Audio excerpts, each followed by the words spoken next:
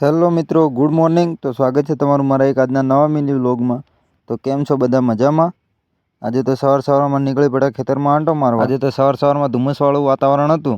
અને મિત્રો, તમારા વિસ્તારમાં ઠંડી કેવી પડે છે તે કોમેન્ટમાં જરૂરથી બતાવજો। સવારમાં ઠંડીમાં ઠરતા અને ખેતરનું થોડું કામ હતું તે ખેતરનું કામ પતાવી દીધું। ખેતરનું કામકાજ પતાવી નાહી ધોઈને તૈયાર થઈ ગયા, કેમ કે જવાનું હતું કોલોણી। તો સવારમાં નાહી ધોઈને તૈયાર થઈને નીકળી પડ્યા કોલોણી જવા માટે। ચાલતા પહોંચી ગયા પેટ્રોલ પંપે। પેટ્રોલ પંપેથી એક ગાડી આવી તો ગાડીમાં બેસી અને નીકળી પડ્યા કોલોણી જવા માટે। રસ્તામાં ગાડીમાં તો ગેસ જ થઈ ગયો। ગેસ સ્ટેશને જઈ ગેસ બીજો ભરાઈને પહોંચી ગયા કોલોણી। કોલોણી જઈ બેંકમાં થોડું કામ હતું તે પતાવીને બહાર આવ્યા। ત્યાં તો મમ્મીનો કોલ આવ્યો કે થોડી શાકભાજી લઈને જવાની છે।